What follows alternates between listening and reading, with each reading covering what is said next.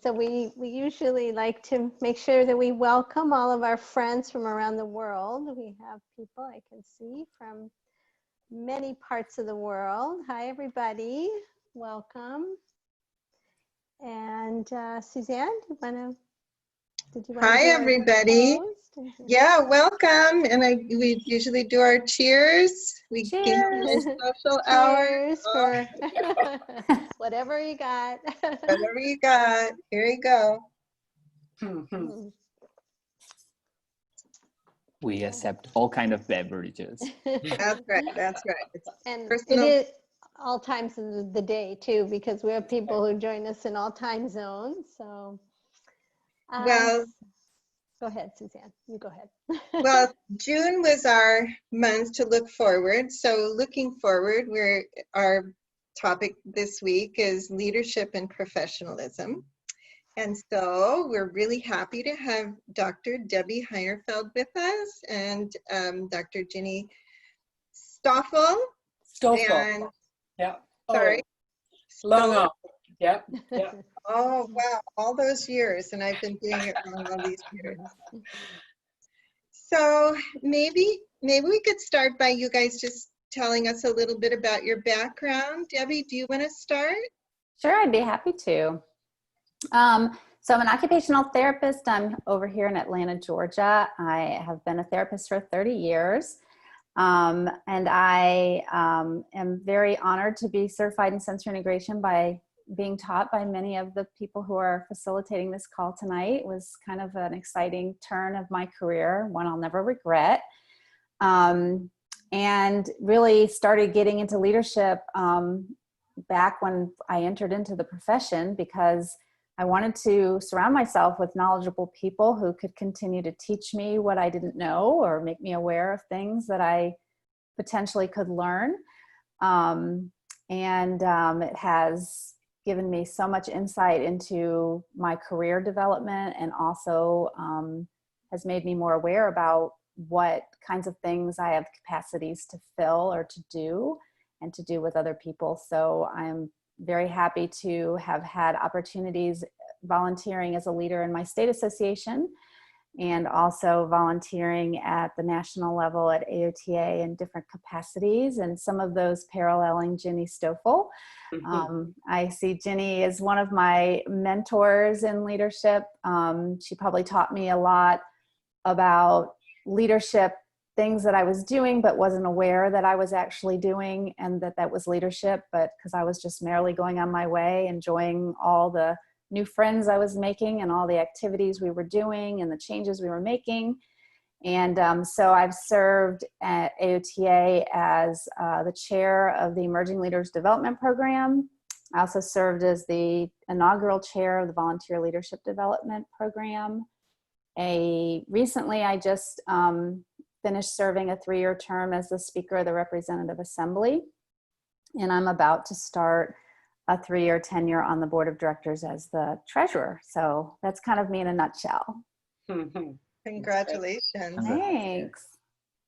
And Debi, I'm not sure if you said it when we had started about your degree. Did you want to mention that? So, and I have a bachelor's degree in occupational therapy, but got a master's in healthcare administration and public policy.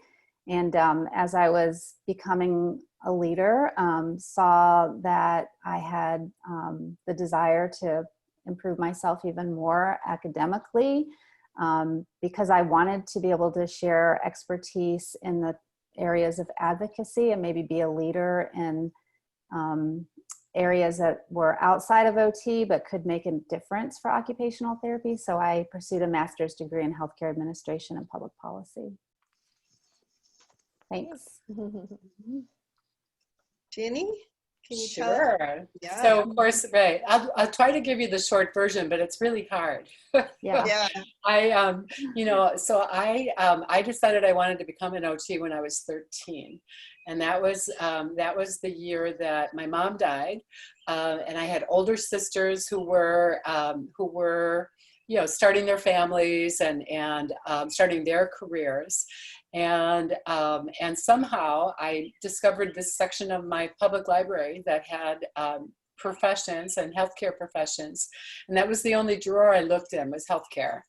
And really it was in part because we did not have a great experience with healthcare.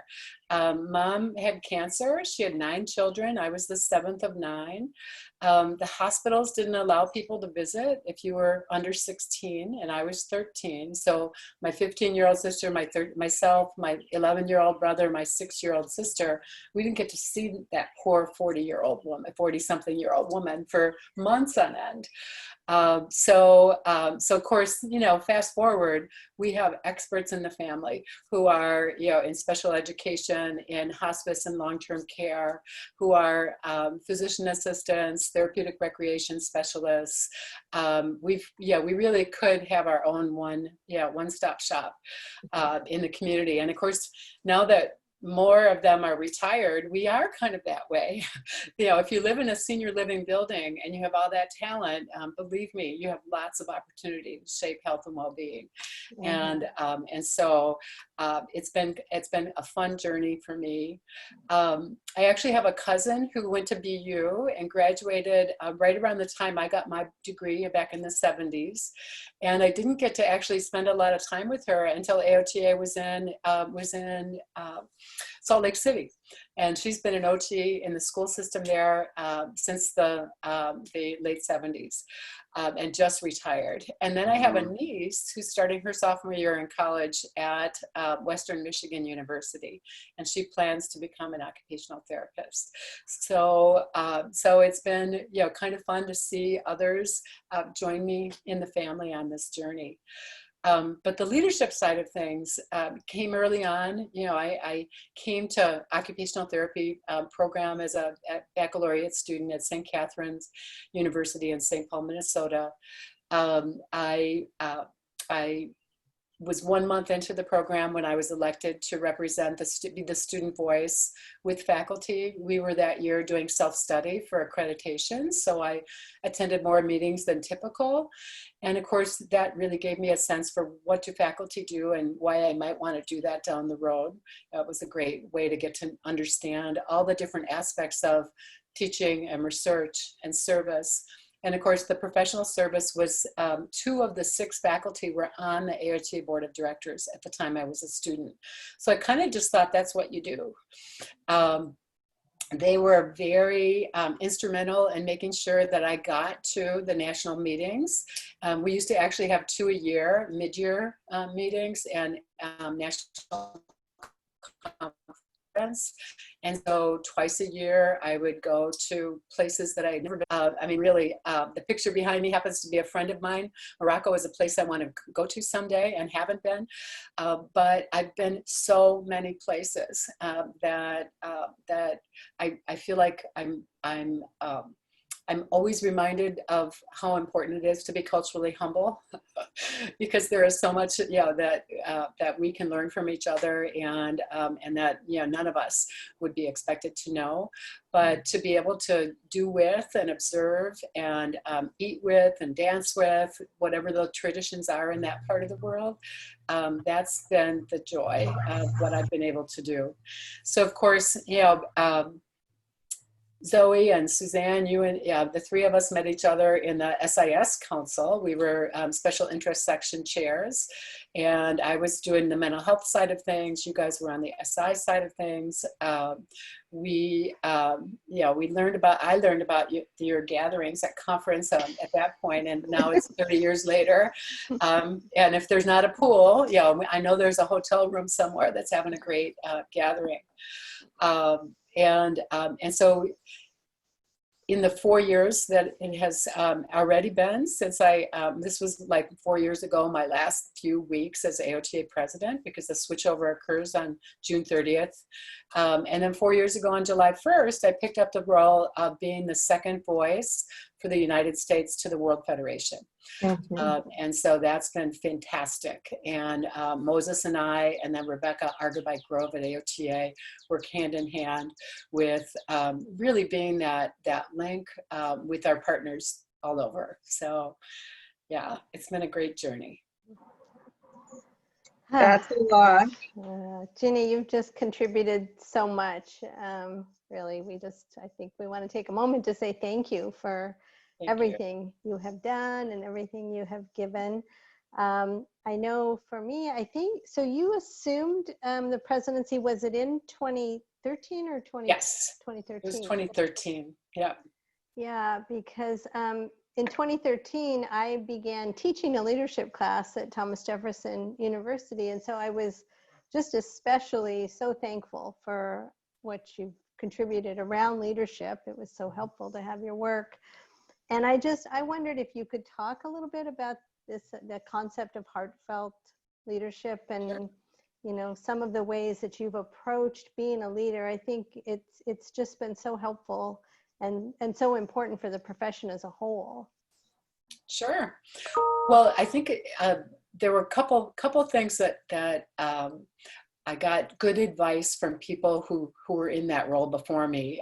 As you know, when I first became vice president, that 3 years before, Penny Moyers was the AOTA president. And Penny and I actually, well, she would tell you I'm older than her, you know, by a few months. And she very much emphasized establishing the legacy of leadership. And then, of course, the president that came after Penny, that I was vice president with, was Florence, who basically said, Florence Clark, who basically said, these presidential lectures may be the most important part of your job. So think about them really carefully, right? No pressure, right? Yeah, No pressure. yeah, exactly. Oh, there was never pressure from Florence. but you know, to be able to benefit from those insights, and all along the way, I had been getting feedback from people that my approach to leadership was different, that I wasn't in it to become famous. I wasn't in it to like have my work known. I was somehow in it in a way where people wanted to join me, and they could see that like you could be a real human being and you didn't have to walk on water, and you could bring your talents to the table, and you could also like tell other people what you couldn't do so that they could do that, you know. And so it was really that shared vision of shared leadership, of certainly being willing to step up and take charge as needed, but at the same time to have it be open and inclusive.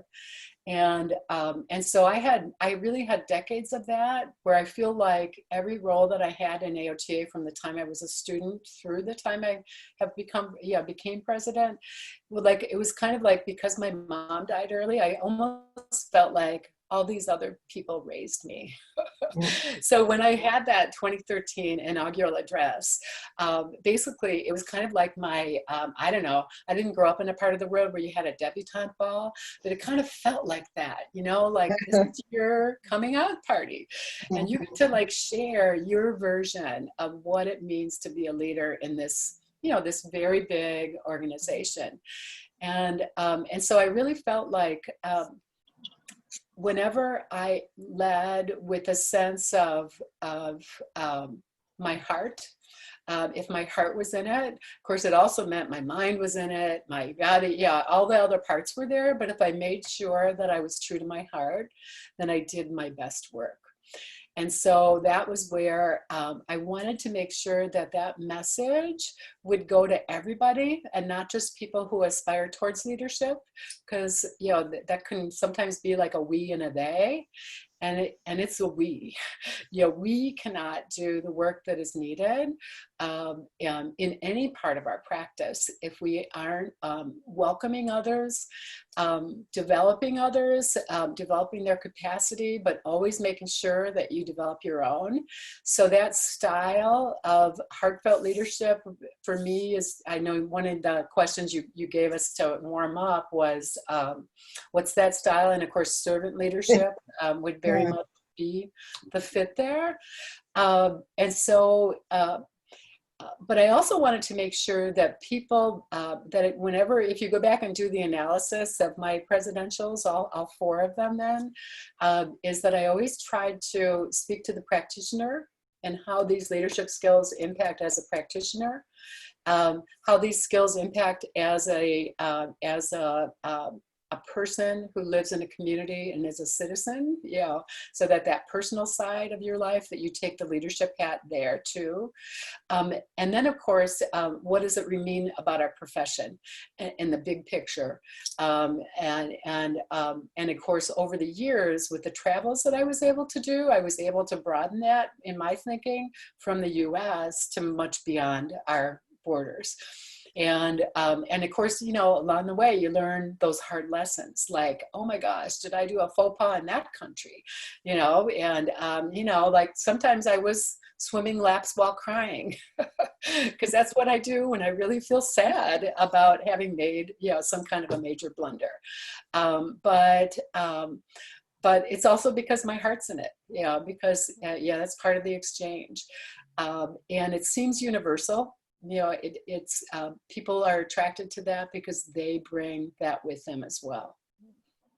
Yeah, you know, I think I've heard so many people say that they hope to use this time, this unusual time, to maybe learn something or, you know, look into something new. And I think all of the presidential addresses would be open access, right? So Yes, I think we'll make sure, Marco, that we have all the links. I just think it would be very enriching for our friends, our community, to take some time to read all of those. They're just so helpful for reflecting. And, you know, I think especially the idea of, you know, the one of the quotes that I pulled out about everyone a leader, and yes, thinking about what each person can do. And maybe yes. I don't know, Debbie, maybe you want to comment on that.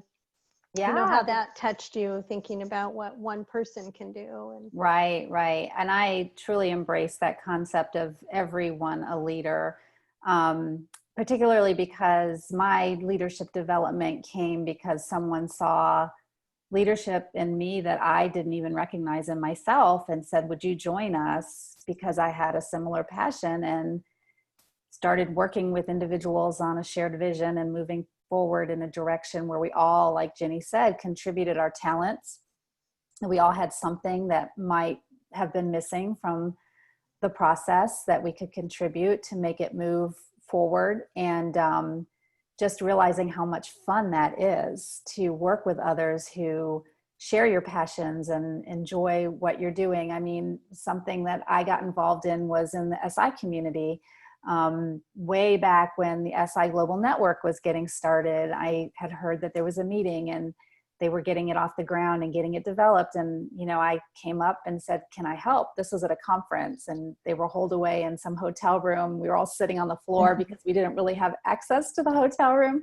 But I was sitting around people who I really admired, who were leaders in the ASI world. And I had just gotten certified in sensory integration or had learned all about it. And it was just amazing to come in and serve with those individuals, and for them to embrace me, who's just starting to really understand what I'm doing in the SI world, but wanting to promote the work of Jean Ayres and to be someone that contributed to that. And so just being willing to be aware of yourself as a leader, I think, is really important. And that even if you don't think you are a leader, you are. You're an untapped potential. Everybody has the capacity to become a leader, and all it takes is a willingness to say, yeah, I want to join this group and do what they're doing, or I want to make a difference in some way. Who else wants to do what I'm doing or has the same idea, and how could we get together and collaborate and share our ideas and make something happen, make a change happen for the better. So I totally agree with every person as a leader. And it's really just a matter of exploring what that looks like for each individual. It's different for everyone. It could be, running for a board position, but it could also be starting a journal club in your clinic, or singing in your church choir, even, like Ginny was saying, at even the most organic level in your community, joining a committee that's working on accessibility in your town or your city, starting a parent support group for parents with children that have special needs. and becoming a member of those communities and sharing what you know and being embraced and learning too, how much you learn from the process, but also the people you're leading with. It's so interesting that you're saying that, because so we have people from all over the world like watching this, and we'll have more on the replays, and I think it might be different, the concept of leader and leadership in different countries. And for example, in Portugal, and I believe in some other countries in Europe, in other countries, sometimes we see the person that is taking this leadership position. Sometimes people are a little afraid of doing that. There's some term for this, Zoe. The tall poppy? The tall Exactly. poppy? The tall poppy syndrome. Yeah. And and people are actually afraid to step up and share and just take a step of leadership in their position. But as you were saying, leadership is not only for the ones that want to go for a board position or be president of some association. We can do this leadership work in our own sessions with parents and school teachers. And, so how can we share with people that are watching us some key points to act as a leader, and just beat this fear of being cut off, like Yeah. tall poppies. I have a great response for that. And actually it was kind of the basis of my doctoral research, was around the leadership of, leadership is no longer considered something that you're elected to or chosen by. Leadership is not, like the theories of leadership from the past are no longer how leadership is viewed anymore. It's more about you wanting to serve others. And so, even if you are doing the most basic of leadership, and that's identifying leadership in others too, and bringing them together with you to do something, that's leadership. Even having a vision is leadership. You can have a lot of leadership in your own mind and not act on it. And sometimes it just takes someone else to express that they have the same ideas, and for you to come together with that individual to be a leader. So it's really important for people to understand that leadership is not an elected concept. You don't have to be in a role, a hierarchical role, to be considered a leader. So it's not a position. It's not a position, right? It's not positional.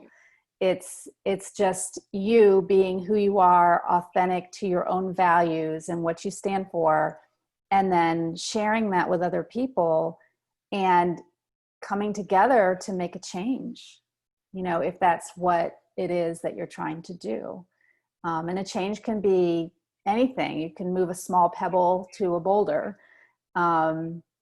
There's lots of leadership going on in our country right now, and pretty much around the world, I think, around our Black Lives Matter issue and things like that. And there have been a lot of leaders who have been pushing that forward. And now more and more people are coming out and saying, this is important to me. And they're out there having peaceful demonstrations and demonstrating their leadership in that way to make a statement.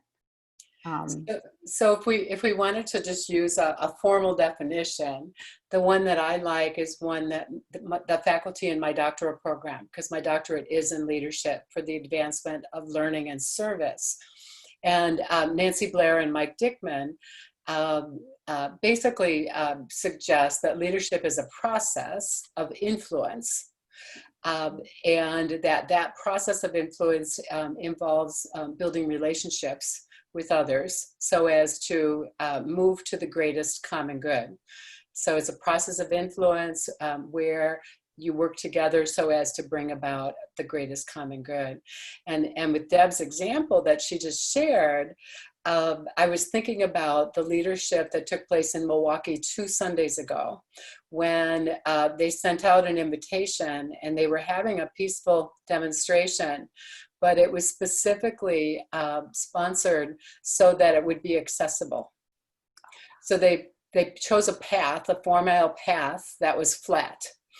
Which I know you can't do everywhere, but you can if you go down the right streets, right? Yeah. And they chose a process where every block there was a different interpreter who could be able to sign for people who may need that.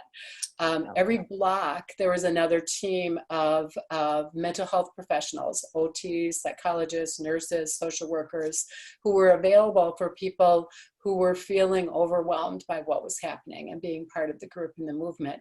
And they did this across the 4 miles. So it was this amazing, now, of course, what happened, I had a different family event I had to be at. So like I cheered them from afar. I tried to get my students to help. I said, you know, this needs to be replicated because citizen roles are important, and they're especially important right now. And you know, too often people with disabilities, much less people who have all sorts of other different diverse factors, their voice is not included. People don't even think this is inaccessible. I couldn't, you know, nobody who looks like me or moves like me could do this. And so it was just beautiful. And it was actually the Mental Health Task Force in Greater Milwaukee that designed the event. So they made sure that the invisible mental health stuff was there, but they also made sure that all the other, you know, challenges were thought about as they designed that event. And I just thought, wow, what great leaders. You know, Ginny, you just said something that I think, you know, you just said it very casually, but I think it's so important. You said, you know, you observed this wonderful event and how important it was. And then you said, this needs to be replicated. Yeah. And I think in that kernel, like of being able to acknowledge something that's going on around us and in a way, take the moment to say, well, what else could happen here? It's that, you know, it's sort of the beginning of vision of, and I would just be wonderful to have some strategies to develop that way of thinking. Yeah. I wonder for both of you, you know, I'm thinking in our community that we're very used to setting goals with our patients. Last week, we had a session with our research group that has made so many accomplishments, I think, through goal setting. And I just wonder if either of you have some comments about that. You know, what is the role in leadership of setting goals, like maybe starting small, or just some of your thoughts on that? Well, I think one of the things that is an important preparatory piece as a leader in any position, and Deb mentioned this briefly, is truly understanding your values. Because it really, you know, when you lead from the inside out. So it's more than just the heart. It's the very specific values that come forward that really guide your actions. And so that deep dive, look at self, appreciate self.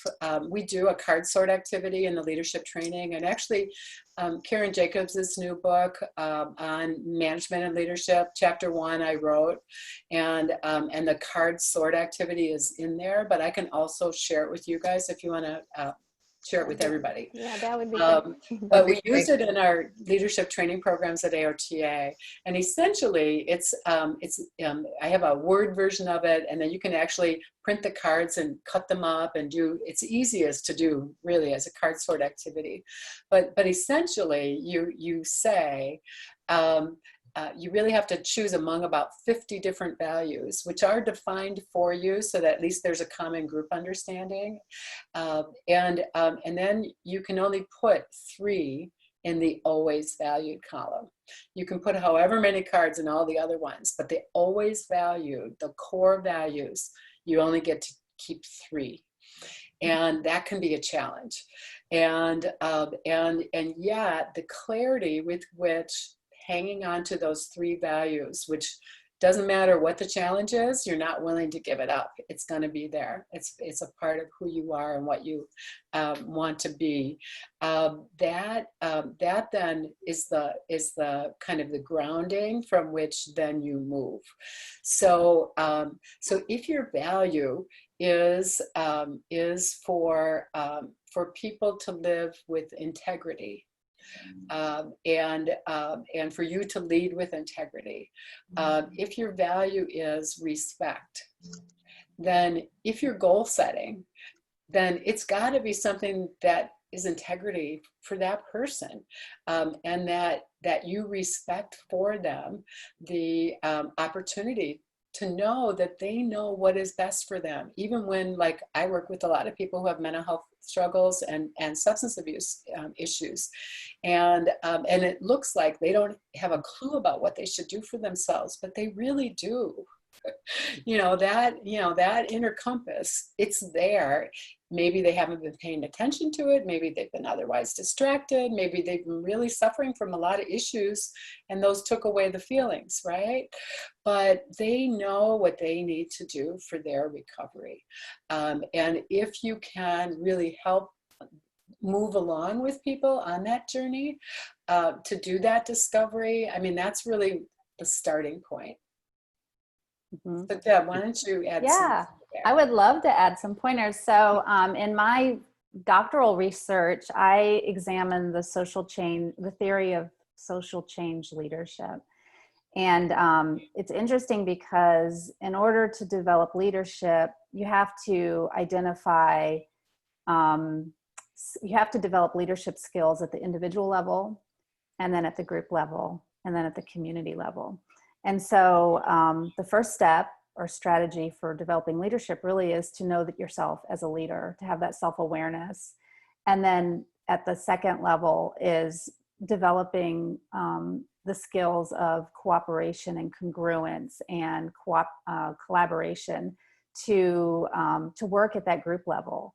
And then that third level is your community efforts, or what it is that you're trying to affect for the community. And so as you develop yourself in that way, you can kind of start to see how the individual self contributes to the group process and then to the community outcome, or to the process that's going to get to the greater good for the community. So that's kind of another way that I think we can look at leadership development and how important it is for us to have that self-awareness, because it's the foundation for what it is that you want to affect in the long run. So for me, I can see a few of the chat comments, and again, I will send you the card sort activity, but it's basically just a values clarification exercise, and so. What I find though, so last week I started my summer leadership course with 32 occupational therapy graduate students. And before the end of the first session, they had carried out that card sort activity and began to identify their core and where those came from, how those were shaped in their life, and where they expected they might bring them. So they did some look backwards, as well as, where am I currently, and a bit of a look forward, which I noticed, Zoe, when you have you have a quote right after your signature on your email, and it's about leadership and back, present, and forward. But I also had them, and again, in a fairly short time period, I had them articulate their leadership mission. And I said, this is just what you're going to declare today. You don't have to own it for the rest of your life. Yeah, you can change it whenever you want to, but I want you to think about yourself as a leader. And if you could only use 6 words to describe that mission, what would those 6 words be? And it was really magical to be able to see them. Then they sent me their stuff in a shared kind of group format, because of course we're using distance methods to do all our teaching these days. And when I go back next week, I've taken all their core values and I've created a Wordle about it so that they can also see to what extent, do they have similar core values. The ones that, of course, are big and bold are the ones that many people adopt. And some of the smaller ones, might be different life experiences lead us to often value certain kinds of things, so that they can see in one picture, what does this team of us look like? And I love the values exercise as a team activity. We've used it at faculty retreats. We've used it in clinical programs that I've helped to do strategic thinking activities. So it's a really fun. We did it with the RA, Ginny. Yes, we did do it with that, and I've done it with the State Association presidents. So yeah, we've it's been great. And people come back to that because sometimes it explains why a leader takes an action that they do. For a lot of us, family makes its way into that top 3. And so part of that is figuring out, so then if you know that you are on a team of 10 people and family is high for many, how do you conduct yourself? Because of course, I can say family's one of the top 3, but I'm away from them all the time. And that seems incongruent. And yet my family love it when I leave town. I mean, they're fine. In fact, they thrive just as much as I do because they get space that they ordinarily wouldn't have. The kids at different ages. So I just discovered, I was cleaning a drawer out. Yeah, there's lots of drawers around here to clean. But I discovered my youngest son's 3rd grade journal. And that was when I would come to DC and be with you guys back in the 90s, because he was born in 89. And so in his journal, he writes about me going to AOTA, and we always set up a routine that would work.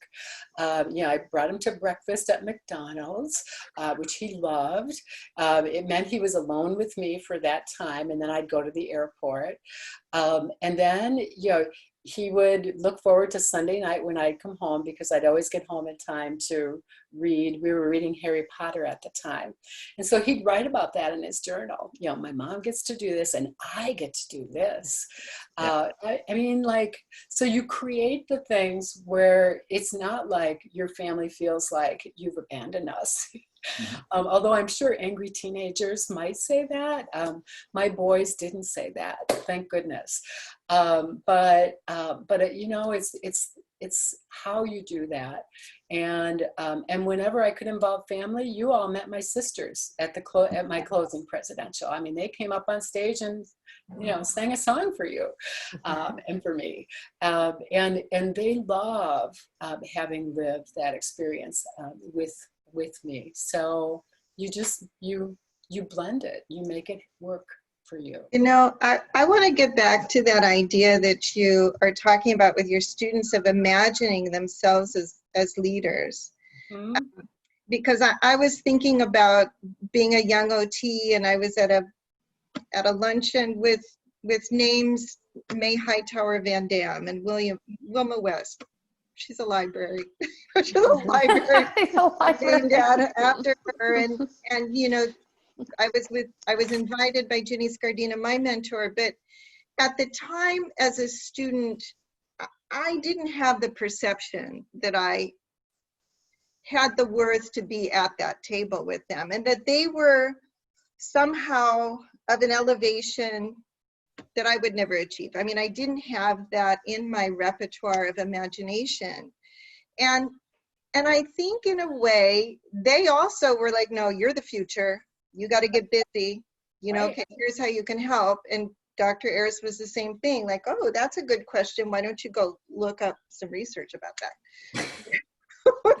Well, but so we had mentors that were telling us, you guys got to get busy, and then sort of believed in you enough to pull you in. And I think that this is so critical. And this was one of the things that I really appreciated about your leadership and Debbie working with you as well, is that inclusive nature and bringing people in at the level of that they are in terms of their knowledge and interest and drive. And I love this idea of being value driven. And I think it's excellent to start at the student level for them to imagine themselves as existing leaders now in their own life, but also for the future. And I would just comment on that because I taught that leadership class too, in 2 different universities that I've taught at. And the students all look at me and roll their eyes when I say, you know, one of the prerequisites for my class is that you have to have a belief in yourself as a leader. And I don't only just talk to them about leadership, I actually invite them to go do leadership with me. So if we're having a Hill Day, you know, the school I taught at was 1 block away from the Capitol in Georgia. We would all walk up there and participate in legislative advocacy. I brought them up to DC with me. I invited them to join me to come to DC for AOTA Hill Day.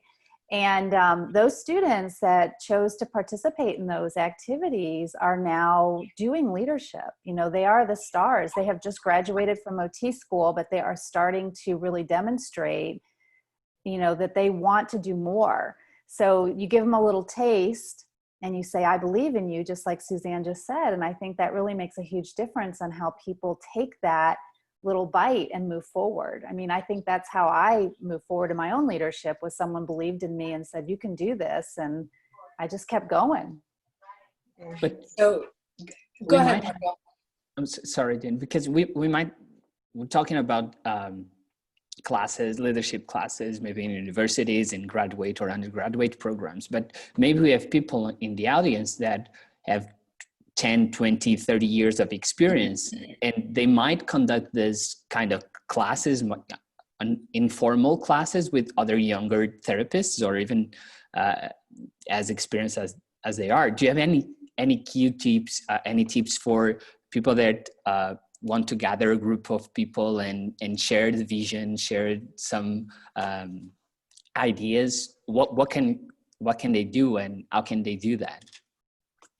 So there's so many programs that are available about leadership, because we know, you know, in business and education and healthcare, I mean, almost any arena that you think about, there's great programs available.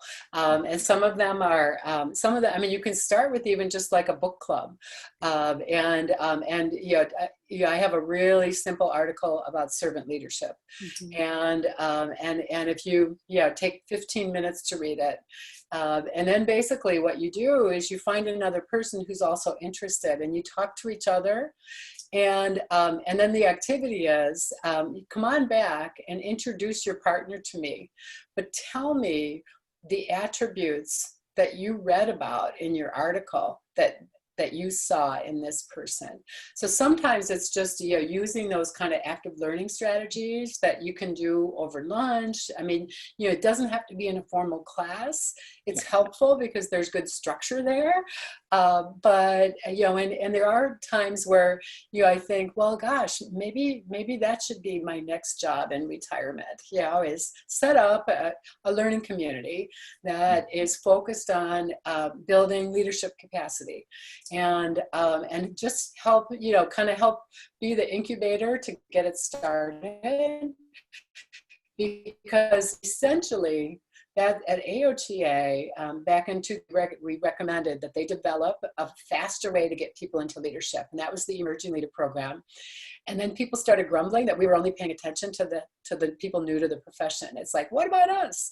So then we opened the door and redeveloped a program for middle managers and people who were seeking more executive level, a leadership institute for them. And so my advisor, actually, Nancy Blair, and I were the faculty, along with the leaders from the Emerging Leader Program, from some of the administration management, SIS, other people helped to supplement that so that we could give it to people at any and every stage of their development. So a couple of years we would do a half day or a day-long institute at a national conference. We've gone to state associations and have done it like with board development, because sometimes boards really don't realize the level of power that they have to create the change that they seek.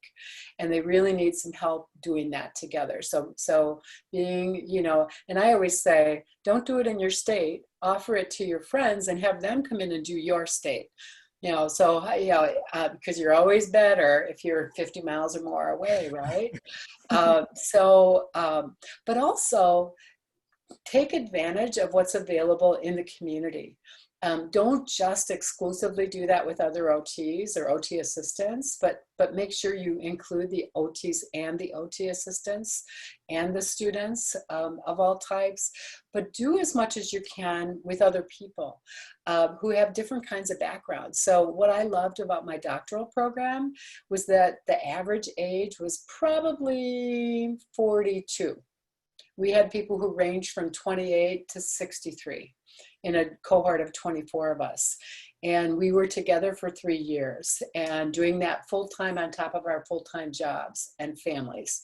And so it was a unique kind of immersed time. It was right after I finished being on the board of directors and chairing the SIS Council. And then during that time, I focused on that. And when I came back, that was when I was asked to help them start and deal with this crisis in leadership. So, that was, you know, like 15 years ago. So, so the evolution was a natural one. And yet there's, you know, I mean, people are hungry to be together, to learn, to challenge themselves. And the more that you can mentor others, the better you get at it. So yeah, it doesn't matter what role you're in, you're staying really active.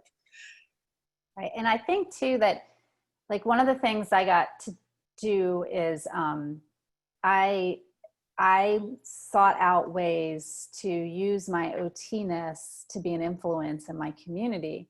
And so if I was talking to somebody or heard about an initiative that was happening, I thought, well, they need an OT to be part of that at the table. So I would go and meet with these individuals and say, hey, I'm interested in what you're doing and I'm an OT and this is what I can add to the process. Could I join you all? And very often I'm accepted into the fold and then get to be a part of that. So it's as simple as joining another group. It doesn't have to be an OT group. So one of the things that I just recently came off of was as a, a state management team on school-based mental health for the Department of Education in the state of Georgia.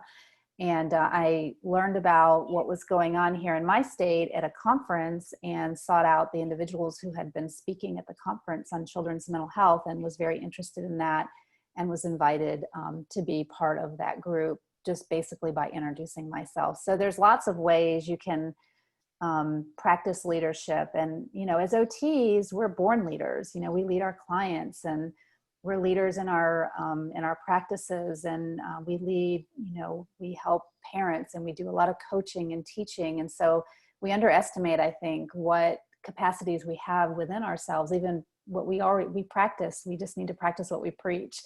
And so, you know, looking for those opportunities has always filled my professional cup, but also my personal cup, because I get to meet lots of new people. I have broadened my network, which has been very valuable to me as a leader to have so many networks. It's kind of like the icing on the cake. So now when I, you know, need some expert advice or want to help someone else receive, you know, seek what they're or get what they're seeking, if, you know, I have those connections now because of all the leadership I've done, and that's very meaningful as well. So you can really help yourself and help other people at the same time. Well, Yeah. OTs tend to be pretty humble. And so I think one of the things that we would encourage everybody, and I know we've said this before, is that occupational therapy all by itself is a unique point of view. in terms of our values and the way we think about participation and independence and interdependence, and the value for participation in meaningful activities. And so I think I would encourage OTs not to underestimate what you bring to the table. Sometimes it seems like so much common sense to us from our point of view as OTs, but it's not. It's a unique and extremely valuable perspective. So I would say don't be too humble, and also take some risks. Yes. Because all of us have taken risks, like you go, oh no, I know, I told Joy, like, I don't know. And she goes, oh, sure, you can do it. I'm like, oh, I don't know. Okay, we try it. And I learned as much as anything, in all of those leadership positions at AOTA. That was some of the most valuable time I spent in the profession, and meeting wonderful people like you guys. Well, and I think part of it is when you become part of that active community, that active, engaged professional, you discover that you're not there alone. Yes, there is vulnerability, absolutely. But if you create the culture that basically says, we're going to learn from whatever we do here, and if we mess up this first time, that's an opportunity for learning. No failure, all opportunity for learning. Because you should expect failures. It's not going to go right the first or second or 20th time sometimes, because new things come forward. So always looking for opportunities and really being able to flip things. So tomorrow is the 25th of June. And on May 25th is where in the United States, George Floyd died.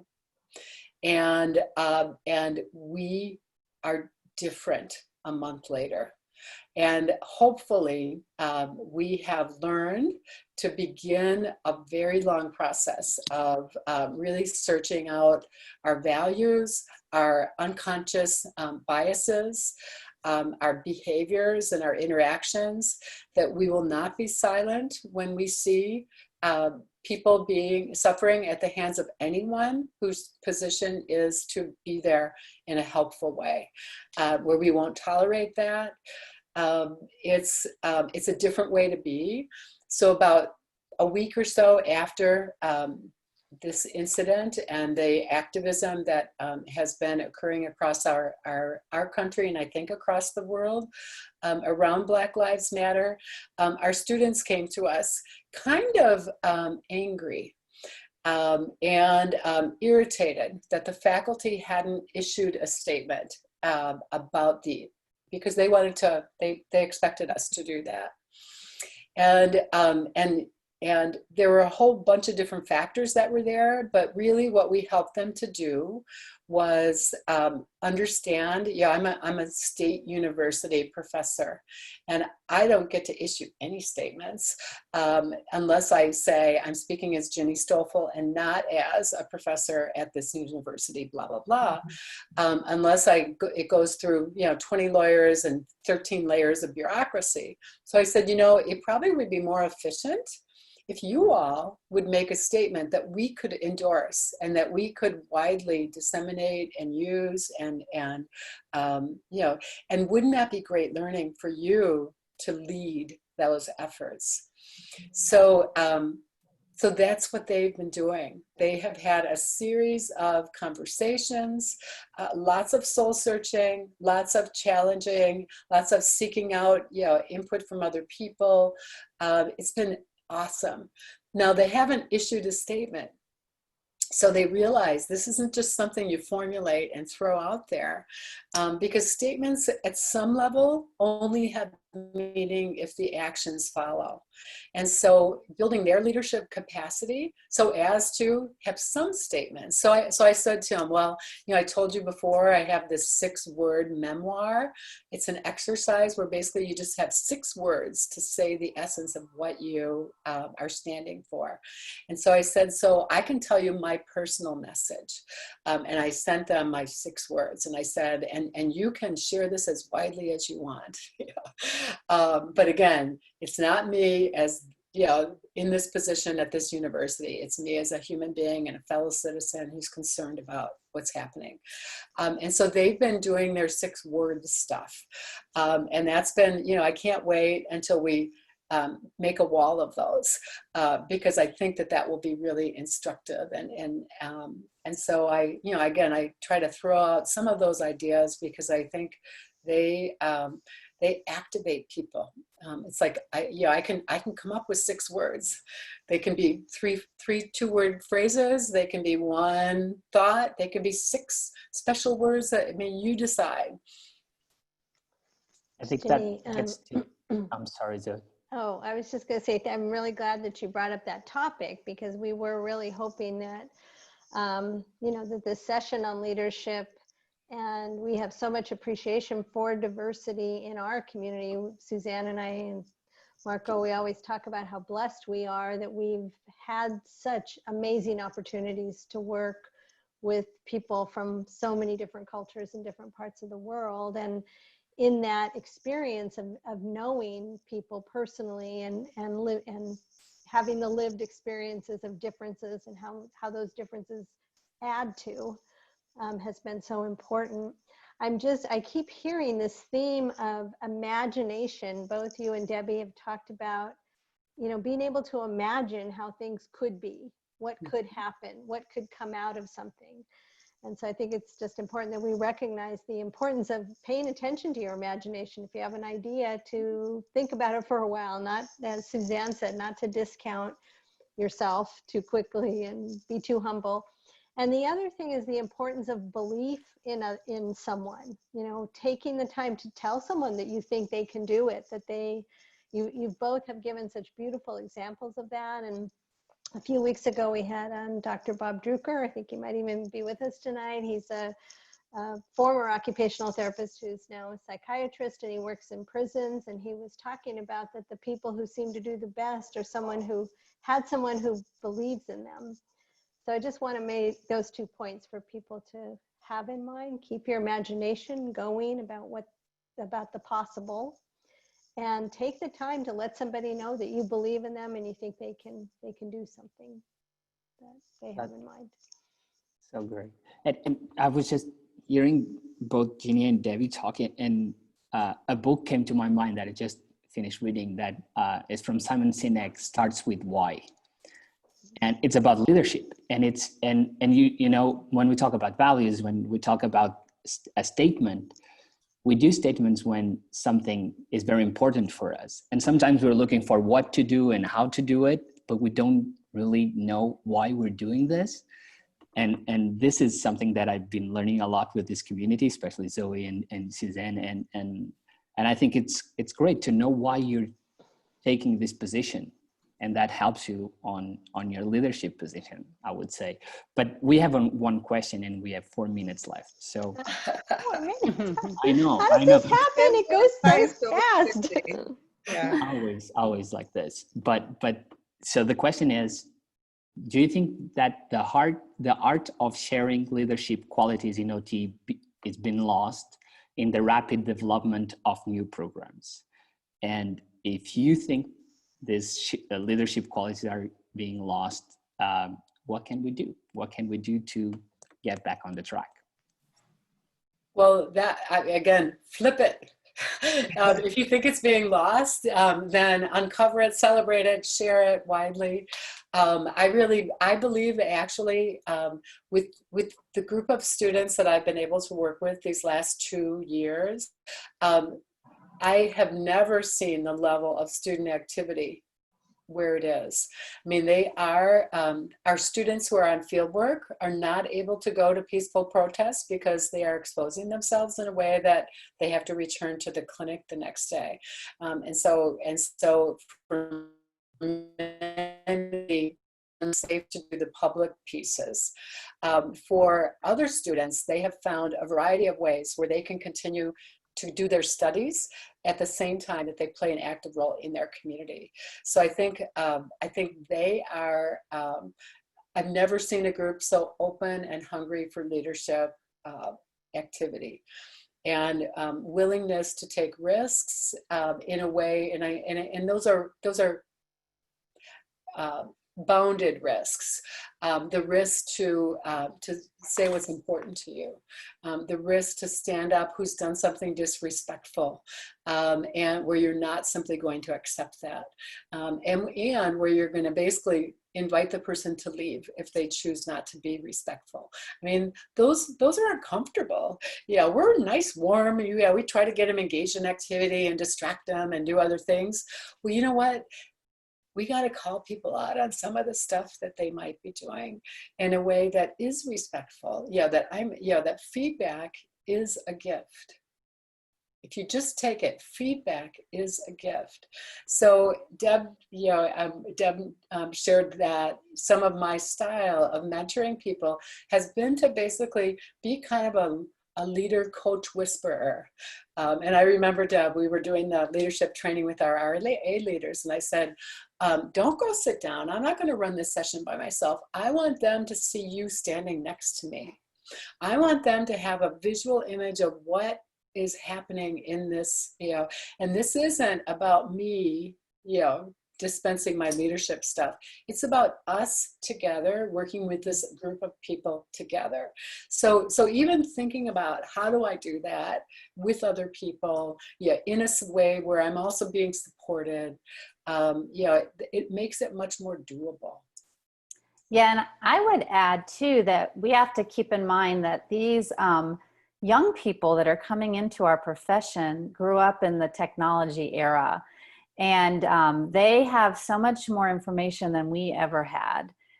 They are so much more connected.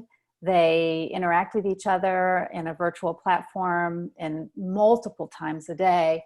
And, they know what's going on before some of us even know what's going on. So in terms of leadership opportunities, I think they already know what's out there, and they're very opinionated and impassioned by the issues. I mean, we see that going on in our communities right now. We see that it's the young people. They're the ones that are out there voting. They're the ones out there protesting. They are heartfelt leaders.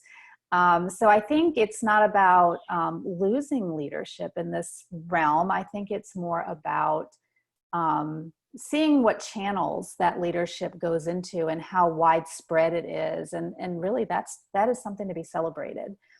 Because leadership doesn't have to be in one direction. The more leaders we have that are making progress or changes in all these multiple areas is a benefit to our profession. So I just want to celebrate anybody who is part of that process.